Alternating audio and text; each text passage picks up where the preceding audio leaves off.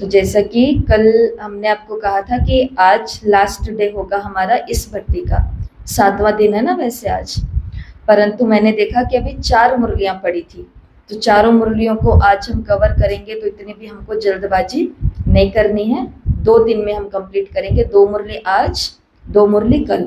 1 मुरली का आज टेस्ट होगा, 1 मुरली का कल टेस्ट होगा, और एक एक मुरली अभी हम क्लास में कर लेंगे। ठीक है, आज 2 मुरलियां लेंगे जिसमें से 1 मुरली का टेस्ट होगा। जिस मुरली का टेस्ट होगा उस मुरली की तारीख है 21 दिसंबर 1978, जो कल रात को आप लोगों ने पढ़ ली है। टाइटल है मुरली का, हर कल्प की अति समीप आत्माओं का रूप, रेखा और वेला। ठीक है, इस मुरली को आपको घर पर पढ़ना है, 10 प्रश्न आपके पास आ जाएंगे और फिर उसका टेस्ट देना है। और जिस मुरली की आज हम चिंतन करेंगे वो मुरली है 19 दिसंबर 1978 की, और बहुत सुंदर मुरली है।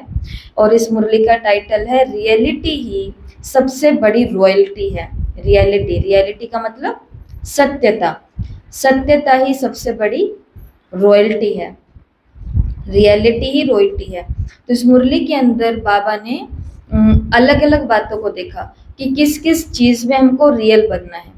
सबसे पहले बाबा ने इस मुरली के अंदर कहा कि हर एक में रियलिटी की रॉयल्टी कहाँ तक आई है, ये बाबा चेक कर रहे हैं, क्योंकि रियलिटी ही रॉयल्टी है। इससे बड़ी रियलिटी, इससे बड़ी रॉयल्टी और कोई नहीं होती है। सत्यता से बड़ी रॉयल्टी और कोई भी नहीं होती है। झूठा व्यक्ति या झूठा आचरण दिखने में कितना भी सुंदर हो, टिप टॉप हो, हाई फाई हो, गाड़ी के अंदर, बंगला के अंदर रहने घूमने वाला हो, कुछ भी हो, लेकिन अगर उसके अंदर सत्यता नहीं है तो कोई भी इंसान उसके पास रहना पसंद करेगा। यहाँ तक कि पशु भी रहना पसंद नहीं करते। उनको भी कौन सी चीज अच्छी लगती है, उनके प्रति सत्यता, है ना। तो बाबा ने आज की मुरली से पहली बात सब याद रखना कि सबसे बड़ी रॉयल्टी, ऊंचापन, वो क्या है, रियलिटी। अब रियलिटी किस किस में चाहिए, हमको लगता है हमको संसार को अभी तक एक ही चीज की रियलिटी पता थी बाबा के आने से पहले, और वो किस बात की रियलिटी थी, मैं झूठ नहीं बोलती। हमको एक ही बात की, एक ही चीज का मतलब पता था, सत्य का मतलब होता है सच बोलना। यही होती है रियलिटी, कि मैंने सच्ची बात बोल दी, मैंने सच्ची बात उनको दिखा दी, मैंने सच्ची बात उनके आगे रख दी, तो हमको लगता है कि हम क्या हैं, रियल हैं, हम रियल हैं। लेकिन देखो ध्यान से मुरली की गहराई में हम जाएंगे तो बाबा ने एक एक पक्ष को बताया, रॉयल्टी किसकी और रियलिटी किस बात की। सबसे पहला अपना स्वरूप, सबसे पहली रियलिटी किसकी, अपने स्वरूप की रियलिटी। अगर रियलिटी अर्थात अपने असली स्वरूप की सदा समृद्धि है, तो स्वरूप की समृद्धि, तो स्वरूप की रियलिटी इस स्थूल सूरत में भी, सूरत कौन सी है, स्थूल, यही चमड़ी वाली 2 आंखें और यही नाक और यही जबड़ा, यही सब चीजें, लेकिन ये स्थूल सूरत भी कैसी हो जाएगी, अलौकिक हो जाएगी, सबको आकर्षित करने वाली हो जाएगी। कब, जब हम अपने असली सत्य स्वरूप में, रियल स्वरूप में स्थित होते हैं तब। तो सबसे पहले, फिर से रिपीट करती हूँ, सबसे पहले है अपने स्वरूप की रियलिटी, रियलिटी। अगर रियलिटी अर्थात अपने असली स्वरूप को सदा स्मृति में रखते हैं, तो स्वरूप की रियलिटी से इस स्थूल सूरत में भी अलौकिक रॉयल्टी नजर आएगी। कैसे नजर आएंगी, जो देखेंगे उनके मुख से यही निकलेगा कि ये तो दुनिया वाले, मतलब कि ये तो दुनिया की तरह दिखते ही नहीं है, लेकिन ये तो अलौकिक दुनिया के फरिश्ते या स्वर्ग का कोई देवता उतरा है, ऐसा उनको आभास होगा। आभास भी होगा और साथ साथ वो बोलेंगे भी। क्या हम ऐसा अनुभव करना चाहते हैं कि कोई हमारी ये स्थूल शक्ल देख करके हमारे लिए ये सोचे कि ये तो जैसे कि कोई फरिश्ता है, ये तो जैसे कि कोई स्वर्ग से देवता उतरा है। पॉसिबल है ये? पहले ये बात बताओ, क्या ये पॉसिबल है? या बाबा हवा में ही तीर मार रहे हैं? क्या आपने किसी को देखा है जिनका चेहरा देख करके आपको लगे कि ये तो जैसे कि एकदम फरिश्ते हैं, स्वर्ग से ही अभी अभी उतरे हैं? संगम युग पे तो ऐसे कितने चेहरे देखे होंगे, और माउंट आबू जो हम हर साल जाते हैं वहां पर तो कितने ही चेहरे हम एक साथ, मतलब दर्जनों से भी पार हो गए हैं। ऐसा ही है ना? अब ऐसी शक्ल किसको चाहिए? मुझे भी चाहिए। तो ऐसी अलौकिक और दिव्य सूरत के लिए बाबा ने कहा सबसे पहली रियलिटी कौन सी चाहिए कि अपने असली स्वरूप में सदा स्थित रहो। तो इससे एक बात ये भी पता चलती है कि जिनके चेहरे से अलौकिक फरिश्तापन या स्वर्ग के देवतापन की झलक आती है, जरूर वो आत्मिक स्थिति में ज्यादा रहते हैं। और हम हर बहन का ये अनुभव होगा, हर सेवा केंद्र पर रहने वाले हर भाई ब्रह्मा कुमार और हर ब्रह्मा कुमारी का ये अनुभव है, जहां तक मुझे लगता है, क्योंकि हमें भी ऐसा ही लगता है कि हमारी स्थिति इतनी आत्मिक हो जानी चाहिए कि सामने भाई आया है कि बहन आया है, हमको ये भी भूल जाए। सबसे पहले सिर्फ ये याद रहे कि एक दुखी आत्मा आई है, एक अशांत आत्मा आई है, एक ऐसी आत्मा आई है जिसका कोई ठिकाना नहीं है। उसके बाद में फिर वो चीजें तो है ही हैं, भान, परंतु पहला इसको बोलते हैं अपने असली स्वरूप में स्थित होना। सबसे पहली रियलिटी कौन सी? अपने स्वरूप की रियलिटी। याद रहेगा? याद रहेगा। दूसरी बात, दूसरी किसके अंदर रियलिटी चाहिए? समृद्धि में। समृद्धि का मतलब हमारी यादें, मेमोरीज, स्मरण। हमारी यादों में क्या है? पुराना दुख। हमारी यादों में क्या है? पुरानी बातें। मतलब हम सभी ने अनुभव किया ना, सिर्फ एक आत्मा का नाम लेने से हमारे आगे पूरी रील घूम जाती है, दुख की पूरी रील घूम जाती है। इसलिए बाबा ने कहा ये भी प्रैक्टिस करने से स्टॉप हो जाएगा धीरे धीरे। तो अपनी समृद्धि में किसको रखना है? समृद्धि की रियलिटी, मतलब समृद्धि के अंदर भी झूठ नहीं चाहिए, समृद्धि के अंदर भी सत्यता, यथार्थ, वास्तविकता। कौन सी वास्तविकता? और कौन सी समृद्धि? सबसे बड़ी समृद्धि की रियलिटी, अर्थात एक बाप। हमारी यादों के अंदर ये जम जाना चाहिए। किसी ने दुख दिया तो भी वहां पर बाबा को देखो कि छुपा हुआ वो ही सब कुछ कर रहा था, कि तभी तो तुम आगे बढ़ोगे विघन के अंदर, तभी तो वो सब कुछ देख रहा था। जिस समय मैं आज ये सोचूं कि मेरे साथ बाबा इतना हो गया और आपने कुछ भी नहीं किया, ठीक है आज तो मैं अच्छी हूँ, लेकिन तब आपने कुछ नहीं किया, तो उस समय भी हमको पुरानी कैसेट में, पुरानी फोटो में कौन दिखना चाहिए? कि बाबा के हमको पता ही नहीं कि हमारी कितनी ज्यादा रक्षा हो गई, नुकसान कितना बड़ा हो सकता था। ये तो सिर्फ, अब देखो तूफान आया है, तूफान हमको अपने साथ नहीं लेकर के गया। कोई छप्पड़ उड़ करके हमारा आकर के यहाँ से, न्यूज सुनते हैं ना, कोई आया, कोई तार के अंदर अटक गया, कोई वहां से टीन उड़ करके आया, उससे गला कट गया, कोई ये हो गया, कोई वो हो गया, कितना कुछ हो गया। तूफान आया, हम मरे नहीं, लेकिन तूफान का झटका तो लगेगा ना, इतना तो जरूर होगा। ऐसा तो होगा नहीं कि तूफान आए और हम एकदम मूर्ति बन करके, पत्थर बन के खड़े हो जाए। तो अपनी यादों के अंदर किसको देखो? मेरा तो एक बाप, दूसरा ना कोई। ये है हमारी समृद्धि की रियलिटी। समृद्धि के अंदर भी झूठ नहीं चाहिए मेरे को। तीसरी रियलिटी किसमें चाहिए? हर कर्म में। हर कर्म कैसा होना चाहिए?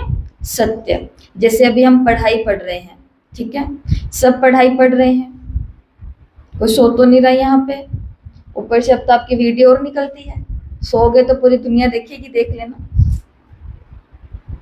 पूरी दुनिया का मतलब हमारी जितनी दुनिया है, पूरी दुनिया तक तो कोई व्यक्ति नहीं पहुंच सकता, परंतु मेरी जितनी दुनिया, मम्मा कहते थे ना, मेरा छोटा सा संसार।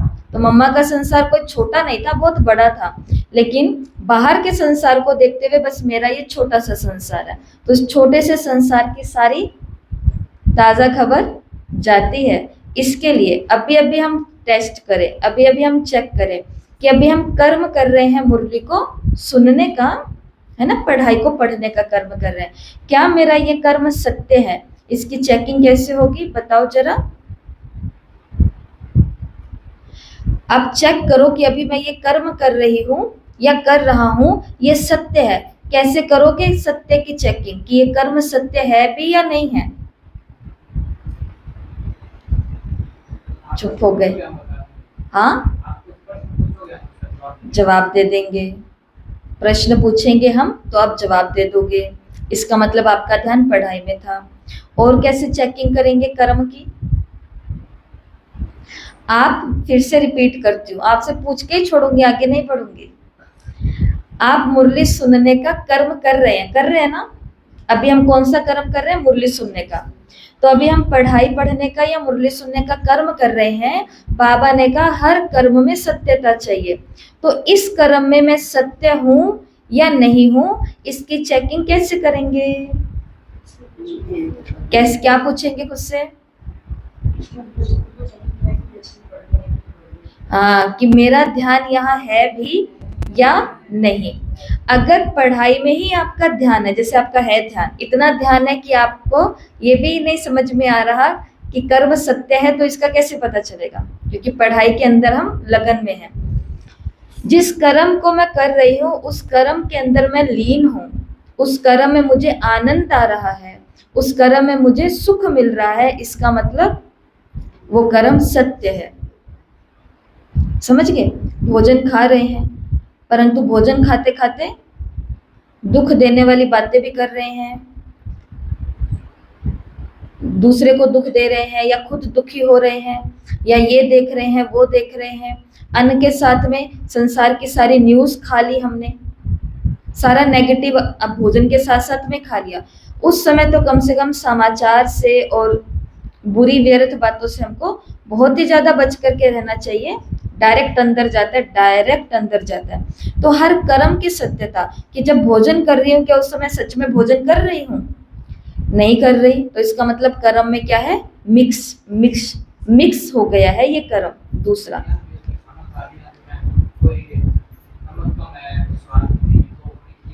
हाँ देखो बहुत अच्छा है, आपको एक बात बताती हूँ। मानो अब देखो नमक कम है, सब्जी अच्छी नहीं बनी है, रोटी अच्छी नहीं है, दाल अच्छी नहीं है, आदि आदि चीजें। ऐसा तो नहीं है ना कि आप बताओगे नहीं। आप बताओगे नहीं तो अगली बारी वो बनाएंगे तो उनको पता कैसे चलेगा? सुधार भी तो होना जरूरी है ना, बताना होता है। लेकिन बाबा ने हमको, हम सीख रहे हैं, हम सभी सीख रहे हैं, तो बाबा ने हमको क्या सिखाया? जैसे एक बारी यही हुआ कि किसी ने समझो कोई खाने पर बैठा, और खाने पर जैसे ही बैठा इतने में जो खाना खिला रहे हैं उन्होंने ऊपर आकर के ये बोल दिया कि क्या उदाहरण सुनाऊं आपको? कुछ ऐसा लेटेस्ट उदाहरण नहीं याद आ रहा, चलो नमक का ही ले लो। हाँ, कि खाने के लिए नहीं, ऐसा नहीं, ये उदाहरण नहीं सुनाती हूँ मैं। उदाहरण चलो ये सुन लो कि भोजन करने के लिए बैठे और भोजन के अंदर आज सच में नमक ही कम है, ठीक है? और आप जब बाहर से आते हैं भाई और आदि आदि, तो ये सभी बहुत अच्छे माहौल में तो नहीं होते ना, क्योंकि बहुत सारी बातों के बीच में से आते हैं। और उन्होंने उस बातों के बीच का थोड़ा जोश यहाँ निकाल दिया और उन्होंने बोल दिया कि ये क्या है, तुमको एक खाना बनाने का काम दिया जाता है, वो भी तुम ढंग से नहीं बना सकते हो। उन्होंने ऐसा बोल दिया। तो उस समय जो बाबा की शिक्षाएं हैं वो हमको ये समझाती है कि एक बारी शांति से दोनों को धीरज धरना है। लेकिन अगर भोजन खाने वाला बाबा का बच्चा है जिसके अंदर धैर्य है, तो वो एक काम ये कर सकते हैं, बताना भी जरूरी है कि आज खाना अच्छा नहीं बना, अगली बारी बनाओगे तो ध्यान रखना किसी को खिलाने के लिए पहले खाना खा लो, और जो चाहिए कम ज्यादा वो उठो और अपने आप ले लो, शांति से खा लो। खाने के बाद में आराम से, वो खाने के लिए बैठ रहे हैं, आराम से उनको बोलो कि खाना ये लो नमक, आज खाने में नमक कम है, डाल लो। ऑटोमेटिक ही उनको अगली बारी के लिए क्या मिल गई? शिक्षा मिल गई। नहीं तो फिर नमक की इतनी सी बात के ऊपर महाभारत घर में हो सकता है, होते आए हैं। दीदी ने शीला दीदी ने टाउन ऐसा शीला दीदी ने टाउन में बताया था ना, वो भाई खाने के लिए आया और उसने खाने उसका हाथ ही काट दिया, हाथ ही काट दिया। ऐसे ऐसी चीजें होती है। पत्नियां भी तो कौन सी आजकल कम इरिटेट है, उनके भी अंदर बहुत कुछ भरा हुआ है। देखो हर आत्मा है ना, आत्मा लास्ट जन्म की है तो भरी हुई है। कहने का मतलब है, अब हम नमक मिर्ची तक क्यों पहुंच गए, क्योंकि ये कर्मों की बात हो रही है। यहाँ पर मुरली में पढ़ना बहुत आसान है, सुनना बहुत आसान है कि कर्म में सत्यता चाहिए, लेकिन जैसे ही कर्म क्षेत्र पर पहुंचते हैं इतने में हमारी गड़बड़ियां शुरू हो जाती है। कर्म में अगर सत्यता आ जाए तो ये दुनिया आज के आज स्वर्ग बन जाए। लेकिन अगर हम इतने सारे लोग ठान लें कि मुझे मेरे कर्म में सत्यता लानी है, मतलब जब जो कर रही हूँ वो 100% करना है, सत्यता के साथ करना, तो वही है कर्म के साथ में न्याय करना। कि जब टीवी देख रहे हैं तो टीवी देख रहे हैं, जब भोजन कर रहे हैं तो भोजन कर रहे हैं, जब रिश्तों के साथ मम्मी पापा के साथ बैठे हैं, माँ बाप अपने बच्चों के साथ बैठे हैं, तो देखो वहां पर भी कौन कौन सी बातें छेड़ लेते हैं।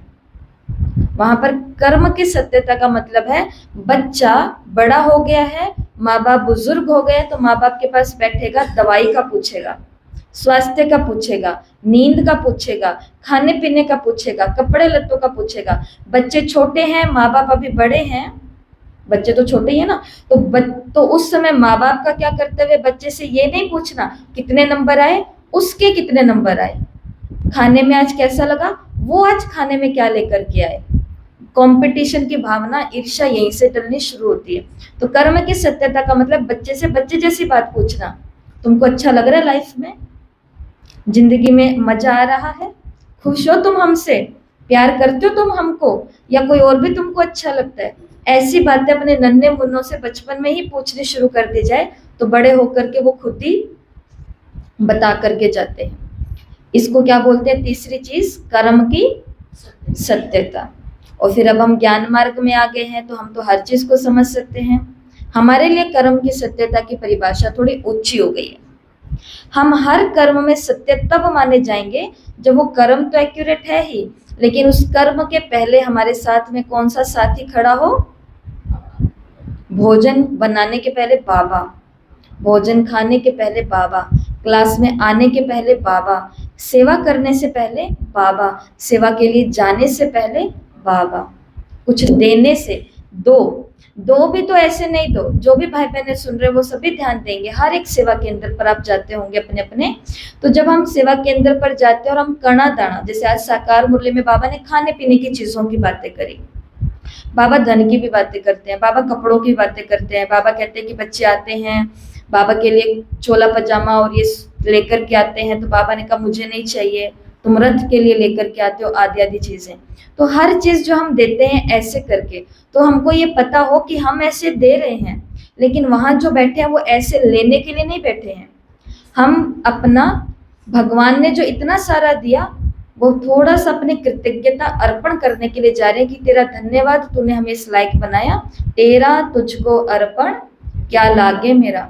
हर चीज इस हिसाब से लेके आओ कि दो आनी चाहिए, एक बाबा के घर की और एक मेरी, जो सक्षम है, बाकी तो सबको अपना अपना विवेक है। इसको बोलते हैं कर्म की सत्यता। और देख लो बाबा ने क्या बोला, कर्म की सत्यता होने के कारण जो संपर्क में आएंगे ना उस आत्मा के, उनको क्या महसूस होगा कि इनका हर कर्म बाप समान चरित्र अनुभव कराने वाला है। कि ब्रह्मा बाबा भी होते तो शायद ऐसा ही कुछ कर रहे होते। तीसरी बात। अब चौथी बात है बोल में सत्यता। हर बोल में बाप के समान अथॉरिटी और प्राप्ति की अनुभूति हो, अर्थात हर बोल समर्थ अर्थात फल देने वाला हो, हर बोल सत्य वचन हो। बोल बाबा ने नहीं कहा मीठे हो, क्योंकि मीठे बोल भी आज हमें दुनिया में पता है कितने खतरनाक हो सकते हैं। मीठा मीठा बोल करके पूरा बैंक अकाउंट खाली कर देते हैं, मीठा मीठा बोल करके पूरा घर लूट करके लेके चले जाते हैं, मीठा मीठा बोल करके गले से चेन, हाथों से कंगन, कान के क्या होते हैं बालियां, ये सब लेकर के चले जाते हैं। पर ये बोलते कैसा है बहुत। बाबा ने मिठाई की बात ही नहीं करी यहाँ पे, मुख से मिठाई निकालनी डालनी ऐसी कोई बात नहीं है। बाबा ने कौन सी बात करी। बोल की सत्यता का मतलब है कि आपका हर बोल के अंदर क्या हो, अथॉरिटी हो, बाप समान प्राप्ति और अथॉरिटी, फल देने वाला। वो सामने वाले को बुरा लगे, कैसा भी लगे, लेकिन जो बात सत्य है वो बात सत्य है। मर्यादा इज मर्यादा, नियम इज नियम, लो इज लो, वो बात है। तो हमारे वचन कैसे हो, जो लोग ऊपर से तो बुरे लगे उनको, परंतु अंदर बोले बात तो सच्ची गई थी, उन्होंने बात तो सच्ची गई थी, ठीक है उन्होंने बोला कैसे भी, पर बात तो उनकी गलत नहीं थी। और बात सच्ची कब लगती है? जब कुछ साल निकल जाते हैं ना, कुछ महीने, और फिर वैसी परिस्थिति फिर हमारे सामने आती है, तब हमको वो आत्मा का चेहरा याद आता है कि देखो अब हमको समझ आया कि उन्होंने ये बात तो सच्ची बोली थी, क्योंकि वो ऐसी परिस्थिति से गुजर चुके थे, तब बोली गई थी। तो फिर रिपीट करो, पहली रियलिटी किस में चाहिए?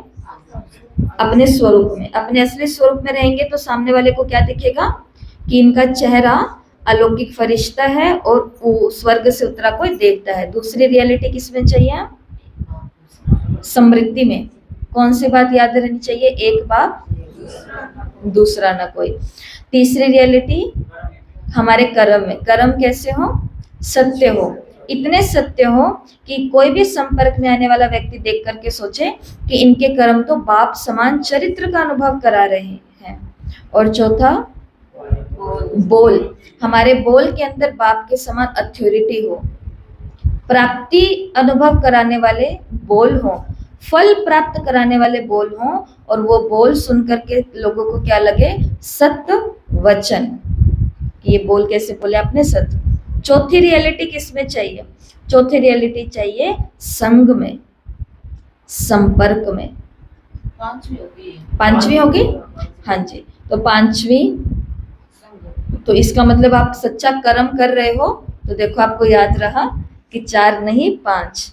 तो संपर्क अर्थात संग रियल होने के कारण पारस का कार्य करेगा। हम क्या बन जाएंगे? लोहे के लिए हम क्या बन जाएंगे? पारस। लोहा भी उदाहरण दिया बाबा ने कि जैसे पारस लोहे को भी परिवर्तन कर देता है, ऐसे ही रियलिटी की रॉयल्टी वाली आत्मा का संग असमर्थ को भी समर्थ बना देगा, नकली को भी असली बना देगा। कुछ नहीं आता मुझे, एक पारस के संग में आ जाओ, संग अच्छा करो, आपको वो अपना हर एक गुण दे देंगे, आपको सब कुछ आ जाएगा।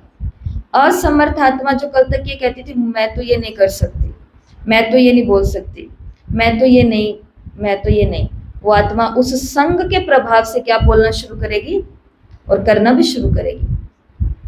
तो संग, संग की रियलिटी का मतलब है कि या तो खुद पारस बनो, नहीं बन सकते तो फिर किसको ढूंढो?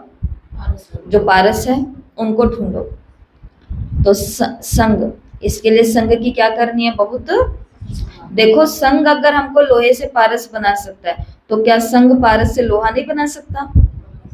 बना सकता है। एक नेगेटिव थॉट अंदर घुसा और एक कीड़ा और कीड़ों को नहीं पैदा करता,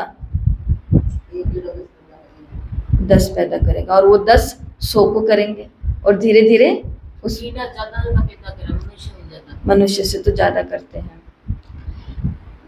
तो इसके लिए पांचवी रियलिटी किस में चाहिए?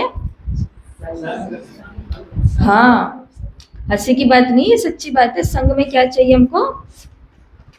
रियलिटी। तो या तो पारस बनूंगी या फिर पारस के साथ रहूंगी। अपना दुनिया में भी आजकल बच्चों को कहते हैं कि माँ बाप आपको बिना चॉइस के मिले हैं। काश मेरे को भी इतने अच्छे पापा मिलते जो मेरे को ये चीज़ें ला के देते, काश मेरी मम्मी भी इतनी बढ़िया होती जो मेरे को भी ट्रिप पर लेकर के जाती, मस्त होती।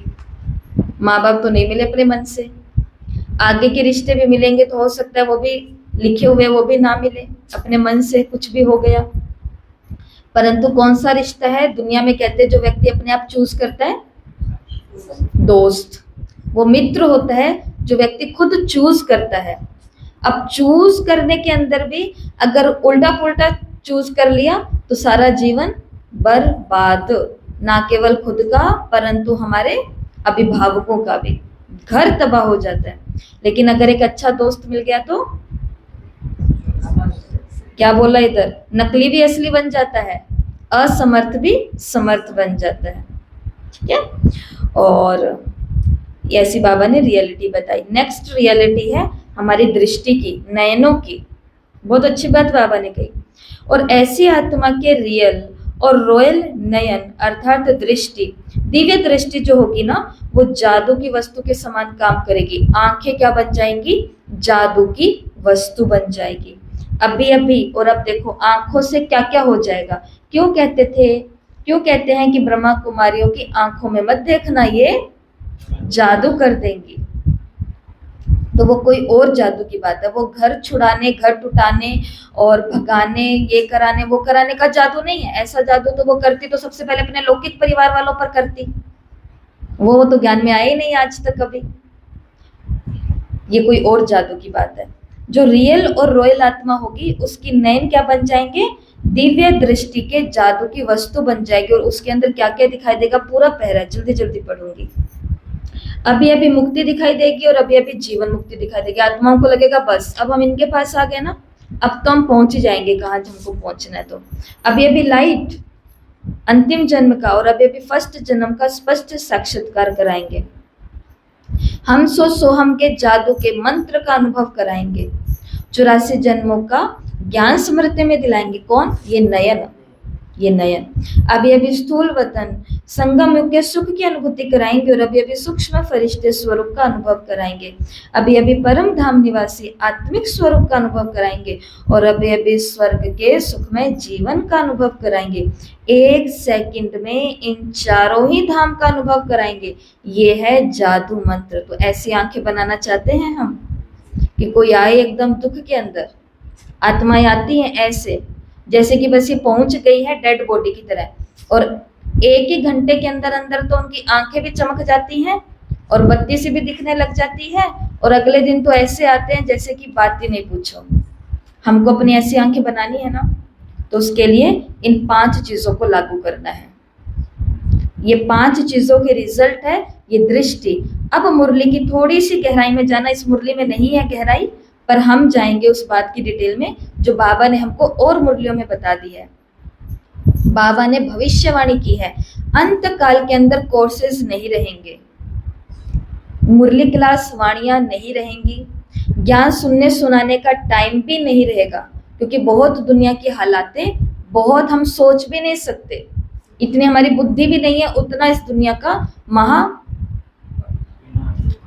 महा दुख होएंगे, सब कुछ होएगा, महा अति में होएगा। उस समय बाबा की मुरलियों में आया हुआ, उस समय सिर्फ एक ही चीज है जो उनको मुक्ति और जीवन मुक्ति तक पहुंचाएगी, और वो क्या है, तुम्हारे दृष्टि। दृष्टि से औरों की सृष्टि बन जाएगी। वाणी नहीं होगी, सेवाएं नहीं होगी, ये सफल करो, आपके लिए भोग लगाते हैं, ये करते हैं, ये सारा कार्यक्रम अभी बहनें कर रही हैं। उसके बाद में सिर्फ एक ही चीज रहेगी, वो होगी दृष्टि। अब उस चीज तक पहुंचने के लिए हमको अपना स्वरूप, अपना समृद्धि, अपना कर्म, अपने बोल और अपने संग में रियलिटी लानी है। ये लास्ट वाला काम तब होगा, और ये अंतिम स्टेज की बात है। ऐसा फिर आगे बाबा ने देखो बोल दिया कि ऐसे रॉयल्टी वाले सदा सर्व कर्मेंद्रियों द्वारा कोई ना कोई प्राप्ति कराने वाले, देने वाले दाता होते हैं। और जो ये रॉयल्टी वाली आत्माएं होती है ना, जो सभी निशानी हम सुन चुके हैं, तो ये रॉयल्टी वाली आत्माएं मायावी आकर्षण के अंदर ना तो झुकती हैं ना प्रभावित होती हैं। ये स्वीकार नहीं करती आत्माएं। ये आत्माएं ना माया के आगे झुकना स्वीकार करती है, ना माया से प्रभावित होना स्वीकार करती है। जैसे आजकल की रॉयल्टी वाली आत्माएं सदा भरपूर होने के कारण कहाँ भी अधीन नहीं होती है। रॉयल आत्माएं किसी के आगे झुकेंगी? दुनिया की भी नहीं झुकती हैं, क्योंकि वो भरपूर है पहले से ही। ऐसे ही सदा बुद्धि भरपूर रहने के कारण, स्थूल में कहते हैं ना पेट भरा हुआ है, ऐसे ही बुद्धि भरपूर रहने के कारण, थैंक यू, ऐसे ही बुद्धि भरपूर रहने के कारण क्या होगा, बुद्धि भरपूर रहेगी, भटकने का उसको कोई भी जरा भी मन ही नहीं करेगा, चांस ही नहीं है, मार्जिन ही नहीं है। आगे आगे बाबा ने बोला, पॉइंट नोट कर लेना, ये वाली काम की है, क्योंकि आज यही हमारे पूरे दिन की प्रैक्टिस है। एक छोटा सा महावाक्य है, लेकिन पूरे दिन मंत्र की तरह यूज करना है इसको। ये देह रियल नहीं है, देह ही रियल है। देह रियल नहीं है, देह ही रियल है। अपने साथ भी यही करना है, और आज दूसरों के साथ भी। घर के सबसे छोटे बच्चे को देखना, उस बच्चे को खिलाते पिलाते प्यार करते सब कुछ करते हुए, उस बच्चे को सब कुछ करते हुए क्या देखना है, देह रियल नहीं है, देह ही रियल है। और उस आत्मा के अंदर ऊर्जा जानी शुरू हो जाएगी। बच्चों के अंदर संस्कार नहीं जाने का बहुत बड़ा कारण है क्योंकि उनकी आत्मा के ऊपर ध्यान नहीं खिंचवाया जा रहा। दादियां अपना अनुभव बताती हैं कि हम जब रात को सोते थे तो हमारे तकिए के नीचे हमारे नाना नानी, जिस छुट्टियों में जाते हैं ना नाना नानी के घर, तो वो क्या कर देते थे, भागवत को रख देते, गीता के छोटे छोटे उनको रख देते थे और कहते थे सुबह अमृत वेले मतलब ब्रह्म मुहूर्त में उठ करके इसको पढ़ना है। सभी उठ जाते थे उस समय, पढ़ते थे, तकिए से नीचे निकाल के एक पन्ना और फिर आंखें बंद करके सो जाते थे। दादियां कहती थी ये संस्कार हमारे अंदर थे, तो ज्ञान में आने के बाद में अमृत वेला 3 बजे 4 बजे उठने में हमको कभी भी प्रॉब्लम नहीं हुई थी क्योंकि संस्कार भरने का काम माँ बाप पहले कर चुके थे। और अब ज्ञान मार्ग में चलने का मन होता है लेकिन हिम्मत नहीं होती, क्यों? क्योंकि संस्कारों का डिपार्टमेंट खाली है अभी। तो वो कब होगा, जब क्या देखेंगे, देह रियल नहीं है, रियल क्या है, देही है। तो इसको मंत्र की तरह यूज करना। फिर मुरली के अंदर बाबा ने ये बोला कि तुमको फर्स्ट डिवीजन में आना है, सेकंड डिवीजन में आना है कि थर्ड डिवीजन में आना है। कौन से डिवीजन में आना है? फर्स्ट डिवीजन में आना मतलब 16 कला, सेकंड डिवीजन में मतलब 14 कला, थर्ड कला का तो बाबा बात नहीं करते। तो इसलिए बाबा ने कहा अपनी चेकिंग करो और फिर बाद में अपने को कहाँ लेकर के जाओ, फर्स्ट में जाने का पुरुषार्थ करो। देखो हमारे हाथ पैर को कोई रोक सकता है?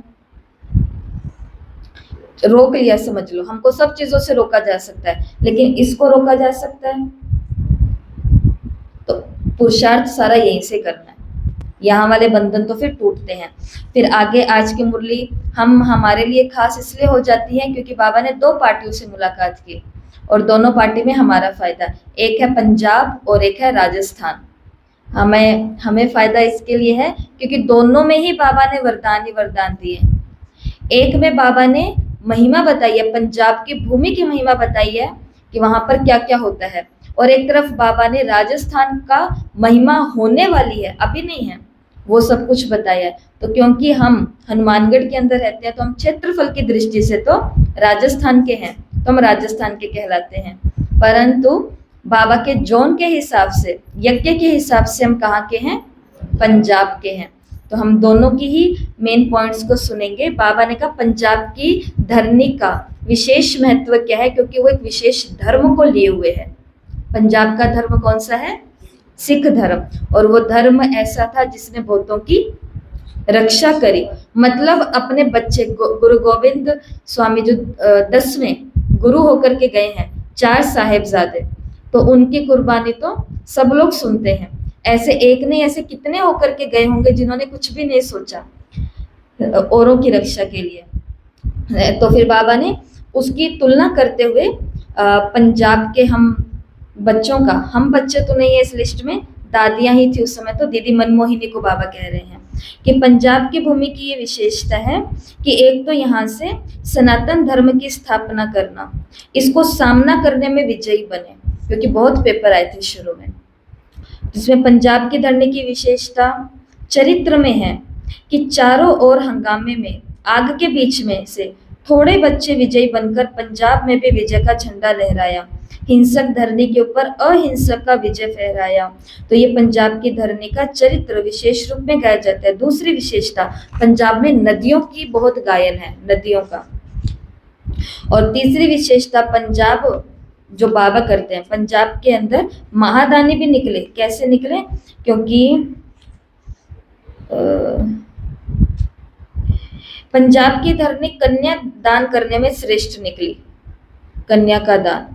पंजाब के अंदर हरियाणा, पंजाब, जम्मू, ये तीनों स्टेट लगते हैं यज्ञ के हिसाब से, तो इन्होंने कन्या का दान बहुत किया। कौन सी कन्या का दान? यज्ञ में कन्या का दान। तीसरी विशेषता, पंजाब की भूमि में सेवा के विस्तार की भूमि भी महत्वपूर्ण है। जैसे नदी का पानी चारों ओर विस्तार से फैल जाता है, वैसे पंजाब में भी सेवा केंद्रों का विस्तार अच्छा हुआ, जगह जगह तीर्थ स्थान बन गए। ठीक है, तो ऐसे बाबा ने कहा पंजाब की धरनी से नाम से काम करने वाली सार वाली आत्माएं अब निकालो। इसमें है शेरने की बात।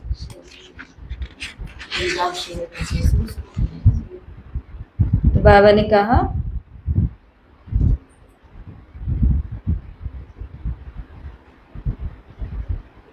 कहा कि पंजाब का टन है, जैसा नाम है वैसा काम। शेर की विशेषता क्या होती है? शेर की विशेषता है अकेले होते हुए भी अपने को बादशाह समझते हैं। अकेला होता है लेकिन पूरे जंगल का राजा होता है, अर्थात निर्भय होते हैं। तो पंजाब के निवासी ऐसे निर्भय है ना, माया से डरने वाले। तो कौन है हम? पंजाब के शेर और शेरनिया। अब आ जाओ आगे, राजस्थान के हालात बाबा ने तो थोड़े बताए। सबसे पहले बाबा ने राजस्थान की इतनी बड़ी महिमा, जो महिमा और किसी स्टेट की हो ही नहीं सकती है, और वो क्या है? महातीर्थ बन गया, भगवान की भूमि बन गया। पहले सेवा का साधन, गिफ्ट राजस्थान को मिला। राजस्थान को ये वरदान मिल गया, पहला तीर्थ स्थान राजस्थान हो गया। बाप दादा दोनों का राजस्थान को वरदान है, बाबा का भी और दादा का भी। वरदान फल तो जरूर देगा ही ना, और फिर किस समय देगा वो भी देख रहे हैं। तो क्या है, राजस्थान के अंदर सेवाएं इतनी हुई नहीं जिस हिसाब से बाबा ने मुरली में बताया, इसलिए बाबा ने बहनों को आश्वासन दिया। क्या कहा? कि विश्व धरनी, बाप दादा की विश्व धरनी जिस पर बाप की नजर पड़ी वो फल अवश्य देगी। अभी नहीं दे रही है ना। एक तरफ पंजाब है जहां से कन्याएं निकली, सेवा केंद्र स्थापित हो गए। दूसरी तरफ राजस्थान, जहाँ की कन्याएं, राजस्थान के अंदर राजस्थान की कन्याएं बहुत कम। राजस्थान के जितने भी सेंटर, हमारे भी पास के सेंटरों के अगर मैं आपको नाम लेकर के बताऊं तो हर एक सेंटर के अंदर बाहर की दीदियां हैं। यहाँ नासिक की दीदी हैं, यहाँ हमारे पास में वो गुजरात के हैं, और पास के अंदर यहाँ पर तीसरा सेंटर है वहाँ के जम्मू के हैं, और थोड़ा ही पास में जाकर के एक हमारा आता है रायसेन नगर, वहाँ पर भी वो दीदी हरियाणा की है। अलग अलग कर के ऐसे हुए हैं राजस्थान के अंदर। राजस्थान के लुनकरनसर, पदमपुर, सब जगह महाराष्ट्र के। इधर पीलीबंगा में नासिक की दीदी है, रानी दीदी, जोधपुर महाराष्ट्र। तो इन्होंने, ये बेहद की कन्याएं हैं। बेहद की कन्या का मतलब, जो फॉर्म फिल किया तो इन्होंने लिखा हमें हद में नहीं, हमें बेहद में जाना। बेहद का मतलब अब जहां पर कमी है कन्याओं की, हमें वहां भेज दो, हम जाकर के सेंटर को संभाल लेंगे। तो ये बहादुर ऐसे जो निकले। तो इसलिए बाबा ने राजस्थान की बहनों को, या दादी थी ना राजस्थान की, तो हमारे रतन मोहिनी दादी, तो बाबा ने कहा कि भगवान की नजर अगर इस धरती पर पड़ी है ना तो फल जरूर निकलेगा। बाबा ने कहा इसके अंदर भी राज है। राजस्थान की महिमा बाप जानते हैं, राजस्थान वाले खुद कम जानते हैं। बाप जानते हैं कि क्या होने वाला है, और बाबा का वायदा है राजस्थान से अंत में कौन निकलेंगे? राजे रजवाड़े निकलेंगे। राजे रजवाड़े ये दुनिया वाले नहीं, राजे रजवाड़े मतलब लास्ट सो फास्ट, सीधा ही राजा पद पर बैठने वाले, ऐसी आत्माएं निकल जाएंगी। मुख्य केंद्र भी राजस्थान में है ना, माउंट आबू। मुख्य केंद्र मतलब मुख्यालय संस्था का। आसपास भी जरूर आकर्षण के केंद्र बनेंगे, वो टाइम भी आएगा। साकार बाप की पहली नजर कहाँ गई? राजस्थान पे, अरावली की पहाड़ियां। अब ध्यान से सुनना बाबा ने क्या कहा। समय पर राजस्थान पर नजर गई, ठीक है। तो कोई तो विशेषता होगी ना, कोई तो राज होगा ना। समय जब पहुंच जाता है तो पर्दा खुल जाता है और दृश्य सामने आ जाता है। बाबा ने कहा टाइम आने तो दो, टाइम आने पर पर्दा खुलेगा और दृश्य सामने आ जाएगा, ठीक है। फिर आगे टीचर से मुलाकात है, जिसके अंदर बाबा ने 2 प्रश्नों के उत्तर दिए हैं। किस धारणा के आधार से सदा सुख के सागर में समाये रहेंगे? अंतर्मुखी। जितना अंतर्मुखी होंगे उतना बाबा की याद में रहेंगे, वरना बाहर लाने वाली बातें बहुत ज्यादा हैं, अब तो बहुत ज्यादा है। और दूसरा प्रश्न है, स्थायी नशे में कौन रह सकते हैं और इनकी निशानी क्या होगी? तो जो बाबा के दिल तख्त नशीन है, जो ऐसे काम में बिजी हैं, जो काम भगवान के दिल को पसंद है, ऐसी सेवाओं में लगे हुए हैं। तो बाबा ने कहा इतना विशाल तख्त है कि चलो फिरो खाओ सो, लेकिन सदा तख्त नशीन रहो। और इनकी निशानी क्या होगी कि पुरानी देह और पुरानी दुनिया को देखते हुए भी विस्मृति रहेगी। जैसा आपको बोला ना, दिख रहे होंगे सामने मेल और फीमेल हैं, लेकिन वो पुरानी आकर्षण नहीं होगी। आत्मा दिख रही होगी उसके अंदर भी, और आत्मा की भी कंडीशन क्या है वो दिख रही होगी, ऐसी चीज है। तो ये बाबा की मुलाकात है। और यहाँ पर बाबा ने एक लालच की बात करी कि अगर प्रेसिडेंट भी आपको कहे कि आप ब्रह्मा कुमार छोड़ दो, कोई ब्रह्मा कुमार को प्रेसिडेंट कहे कि आप ब्रह्मा कुमार वाले पद को तो छोड़ो, मैं आपको ही प्रेसिडेंट बना दूंगा, तो बाबा ने कहा स्वीकार करेंगे? प्रेसिडेंट राष्ट्रपति होता है प्रेसिडेंट, अगर हमको कहे कि आप ये रोज इधर जाना छोड़ दो, ये लहसुन प्याज और ये सब कुछ खाते हो ना, ये सब छोड़ो तो बाबा ने कहा ये है इस जीवन की कीमत। माया आपको इतना लालच देगी, आप ये जॉब कर लो ताकि आपको इधर टाइम ना मिले, आप ये प्रोफेशन ले लो ताकि आपको यहाँ टाइम ना मिले, आप ये बच्चा कर लो ताकि आपको ये टाइम ना मिले, आप ये कर लो। प्रेसिडेंट सच में हमको आके नहीं बोलने वाला कि प्रेसिडेंट बनो, ये सपने नहीं देखने। इसका मतलब है बाबा ने कहा माया इस हद तक आ जाती है, जिस चीज में हम कदम रखते हैं ये सोच करके कि मैं ये करने जा रहा हूँ, बाबा का ही तो काम कर रहा हूँ, वो चीज हमको धीरे धीरे बाबा से दूर करती है और हमको पता भी नहीं चलता है। वहीं पर ही परखो और राइट निर्णय लो, नहीं तो बैलेंस रखो। बैलेंस करने वाला सबकी ब्लेसिंग लेता है। ठीक है, तो ये मुरली रही। इस मुरली को घर जाके तो आपको बहुत अच्छे से पढ़ना है। फिर से बोल देती हूँ, पाप और पुण्य की जो मुरली चली है वो और ये मुरलियाँ बहुत खास है। वैसे तो सब मुरलियाँ खास है, परंतु जिसके अंदर हमारे चरित्र की और समृद्धियों की बातें होती हैं वो मुरलियाँ हमारे लिए प्रैक्टिकल हो जाती हैं। ठीक है, और 21 तारीख की मुरली का आज टेस्ट होगा। ठीक है, कल फिर से क्लास होगी, कल लास्ट इस भट्टी की क्लास है, फिर उसके बाद हम 77 की मुरलियों पर जाएंगे। अच्छा, ओम शांति।